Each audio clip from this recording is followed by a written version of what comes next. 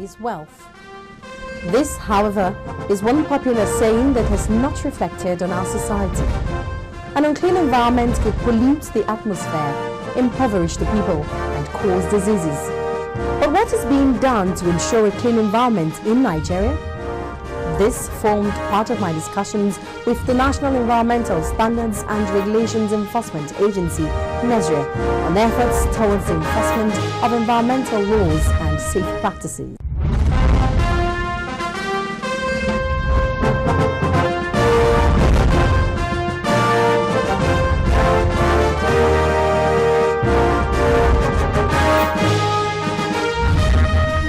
Hello, welcome to Dateline Abuja. I am Omelogo Nadi. Growing up, I recall the monthly environmental sanitation and the inspection of our surroundings by some officials from the Ministry of Environment. Those days are long gone. These days are replete with indiscriminate dumping of refuse in our neighborhoods and several other unhealthy habits.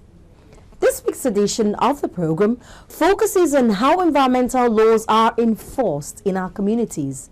And talking about communities, we have a special report on a community in Otako in the Federal Capital Territory. Indiscriminate dumping of refuse on the access road in the area has become a nuisance. But before that, we will take a listen to complaints of some residents in Kubwa, a suburb of the Federal Capital Territory, over the indiscriminate dumping of refuse in the area, which is causing some health hazards.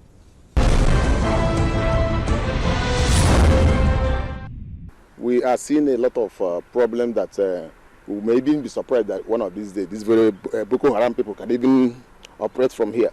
Apart from the dirty, apart from the insecurity, apart from many other things that are happening here. In fact, it's like there's no government again in this country. Since 2 years, a man claimed to be the owner of this place, demolished people's house, a lot of people's houses, he demolished them. Some of us were lucky to go to court and succeeded in getting our own property. But since then, the man decided not to do anything, only use this area to, as if it's an abandoned property. But before you know it, you see these different type of people, at times with gun in the night. The Ebola is about 2-3 years now. They started dumping refuse. All effort to complain to the environmental failed. They complained several times. They written to the environmental. They went and complained. And we stopped the boys dumping there. They refused. They're almost making problem with us whenever we stop them from dumping there. And now it has come to say, the funniest thing is that whenever they come to park their refuse, they push it down to the residents. Instead of parking it, they push it down. And now this place has become a dumping ground. Sleep in the night. So there was a time that we were being robbed here every night. You can't pass here once it's 7 o'clock, this area. You cannot pass here. They will rob you. So we got to the police. The police came and raided them. The kind of dangerous weapons they found on them here, it's not something you can imagine. So we are facing health hazard here, and we are facing security problems here too.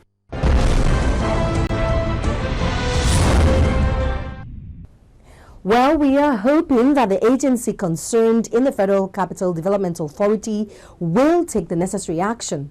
But while awaiting that intervention, I had a discussion with the Director General of the National Environmental Standards and Regulations Enforcement Agency, Dr. Ngeri Benebo, on the level of compliance to the nation's environmental laws.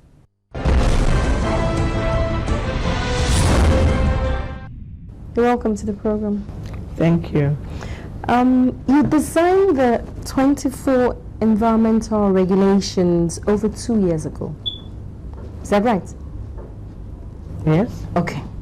What has been the level of compliance down the line?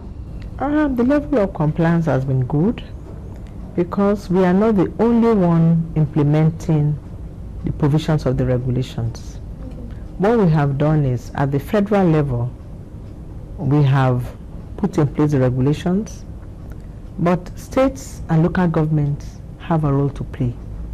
So through a process we call regulatory dialogue, we have delineated rules. So the states know what they should permit, the local government knows what their rules are, and we know what our rules are. So that in that way, we can all work together without any conflicts. So we are all, and as a matter of fact, the regulations are now 28. 28? That's right. Okay. All right, so the 28 environmental regulations. Recently, you lamented the slow compliance with environmental regulations, and this raised concern over the implementation of same regulations. I would ask, what enforcement mechanisms have been put in place to ensure compliance? Before you even enforce, you first check the level of compliance. And before you go on to check level of compliance, you must have educated the people on what is to be done. And NESREA is over 7 years. In the first 5 years, what we did was having stakeholders engagement, advocacy visits, consulting, sectorial meetings, and then generally educating Nigerians. In the first 4 years? In the first 4 or 5 years, that was what we did. Telling them, they need to have environmental documents, and if we don't have it, these are the repercussions. We had to go through sector by sector. We had to do all that. And then we also got volunteers who, in their own microenvironment, can also educate their neighbors on it. So that's what we did. So having done that, we now start monitoring. Are they now complying? Are they taking the education? So checking the level of compliance, we will first of all give a compliance concern letter where we find out that you are not complying. We give you a timeline to comply. We would have told you all the things that you are not doing right. It's not a matter of going there and say, this is wrong, that is wrong. No. We tell you, this is wrong, this is the way to remediate it. We get to a facility, we have what we call an open conference. We tell you what our expectations, and at the end, we have a closed conference where we tell you the things that you have not done right. And then when we follow that up with a letter, giving you timelines, which we would have discussed with you at the closing conference. You need 4 weeks to do this, 2 weeks to do this, 3 months to do this, 6 months to do it, give you reasonable timelines. And in these last 2 years, what has been the level of compliance? Has it improved in any way? It has improved dramatically. It has improved. It has improved. The only worry is that with the multinationals, sometimes they drag their feet and they feel that they could be allowed to be above the law in Nigeria. And that is what NESREA has refused to bow to. Because this is the only country we can call us, everybody must be law-abiding. That is getting me to my next question, which is on the fight to regulate e-waste in the electronics sector. Now, what is the level of changes so far in the practice, especially that of bringing in end-of-life products into the country? It's a very beautiful, successful story, in the sense that now, in fact, most of the mails we've received in the last 1 year is to tell us that from some country abroad, maybe one of the big ports abroad, they realized that a vessel was coming, it has container number XYZ, and they felt it contained a mixture of end of life and functional things, and it has been offloaded and it's not coming to Nigeria. So those are the mails, the reports we get, because the sensitization on that was very, very intensive, because we know what we are not taking appropriate action, we know what it would cost us. So we had done sensitization. The customs, all the regulatory agencies at the ports are all aware. And then, not only that, we have also gone ahead to have the first international conference on e-waste in Africa, where we had a communique tagged Abuja platform that is being cited in most regional and global meetings now. So the international community are aware of that. Not only that, we also sanctioned vessels that brought in containers of e-waste. In fact, the last one is still in court, where we had to ask them to post a bail bond of $500,000. So that case is still on ground. Just 2 weeks ago, they had some of the proceedings in the court, and it's still ongoing. And by end of this month, we'll go back on the case. But as far as e-waste is concerned, we've done a lot. We have a regulation, and that is the first regulation in Africa. And a lot of African countries are now using our regulation as a template to also do theirs. Then we also have made a guideline as to what can come into the country, a guideline for importers. We have sensitized all the importers at Alaba, computer villages, there are various associations and groups. We have done sensitization for them in all the states. When did you put up this regulation? 2011. 2011.